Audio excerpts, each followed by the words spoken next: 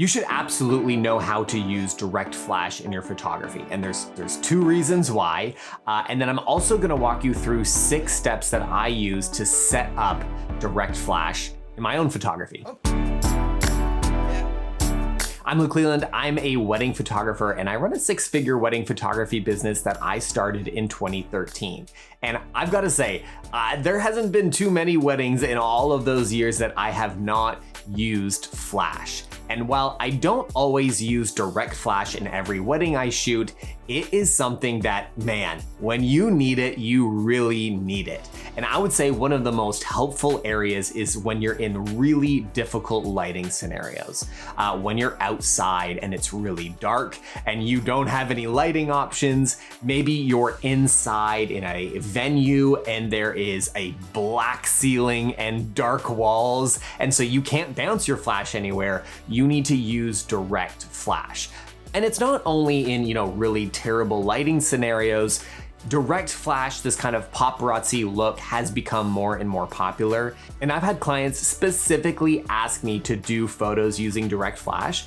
And so, yeah, you should know how to use it for sure. So when I mean direct flash, I mean I have a flash either directly mounted right on top of my camera on the hot shoe, and it's pointed directly at my subject, or it's connected wirelessly to my camera with a flash trigger, and I'm holding it in my hand, still pointing it right at my subject. So the first thing that I do when I think about using direct flash is that I decide what is going to be the balance of my light. So you always have to think about 2 light sources in event photography. In my case, wedding photography. You have ambient light and flash light. I like to think that the camera kind of is primarily focusing on the ambient light while the flash is primarily the additional light source. I kind of separate those 2 in my mind when I'm setting up my camera, because you can have pretty significant different looking photos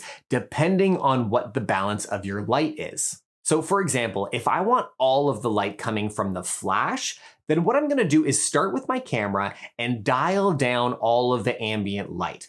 I like to start with shutter speed, because the funny thing about shutter speed is that it primarily affects the ambient light, but it does not affect the power of the flash. So I usually set it at something around 1/200th of a second, 1/125th, depending on your sync speed for your flash. And so then I would set the rest of the settings down so that I get rid of all my ambient light. The second thing I would do is add my flash in increasing power until I get the exposure that I want. Now, if I want an even balance between ambient and flash, I will go back to my camera, and instead of getting rid of all that ambient light, I'm going to bring up my settings, typically starting with the shutter speed, to include as much ambient light that I want. And then I will add the flash, typically at a lower power, and then I will add more and more and more until I get that perfect balance that I'm looking for. And before I get to my second point, if you are really enjoying this video, you enjoy the channel, and you want to learn more, then make sure you sign up for my monthly newsletter. That's where I announce all of my classes, my courses, and also there's like an exclusive newsletter on there only for subscribers. So make sure you sign up in the description. The second thing I will do is choose whether I want manual or TTL settings on my flash. Now, manual settings are a lot less scary than it sounds. Really, the only thing that you can do with a flash is really turn up the power or down the power. And so for that reason, I like to use manual flash, especially if you're learning. It gives you a really good idea of what's actually happening in your scene. Now, TTL can be really helpful. What it does is it, based on the camera's metering mode, it figures out how much flash should be coming out. Now, I typically don't use this except for scenarios where I'm in a real rush and I'm doing direct flash and I just want to put that flash right on my camera and shoot right away if I'm in a big rush and I can't do any test shots. TTL, even though it's not perfect, it can give you a pretty decent exposure. The third thing I decide is where my flash is going to be positioned. Now, for a lot of weddings, I use my flash on top of my camera and I'm bouncing it up to the ceiling and the walls.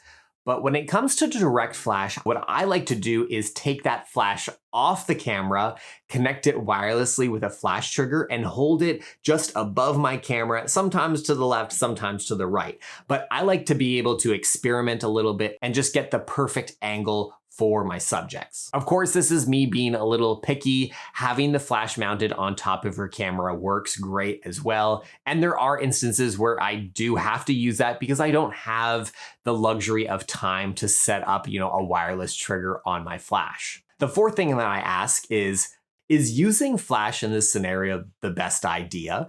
Sometimes I like using video light instead, especially if you want a lot of ambient light and you just want like a little pop of light to clean things up.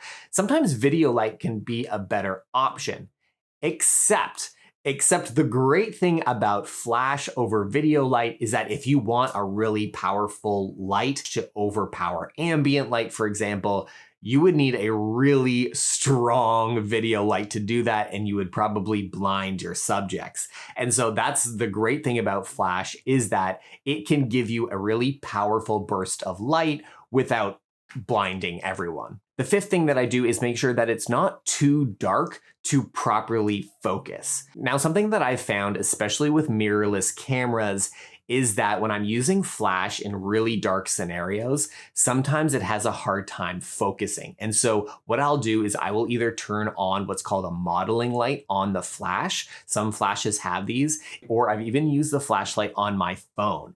It doesn't need to be much light, but it's just like a little something to give your camera a little bit more light to make sure that those eyes are in focus, for example, if you're doing a group photo. The sixth and final thing that I will decide before I take this photo is what my zoom setting will be on my flash. Now, the zoom feature can also maybe seem a little confusing to you or a little overwhelming, but it's very simple. It has to do with how far forward or back the flash module is within the flash structure itself. And so what that means is, for example, when you have your flash set at, say, 105 millimeters, what that does is it retracts the flash module back in the housing so that it fires the flash in more of a directed area.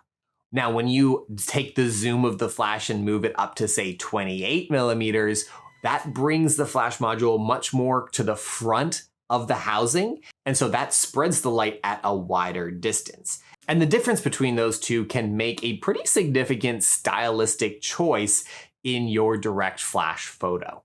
It can also make an impact on the intensity of the flash.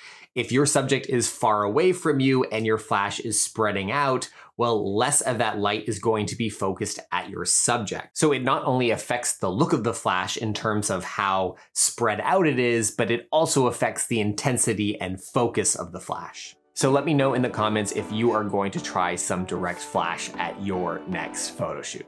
Okay, bye.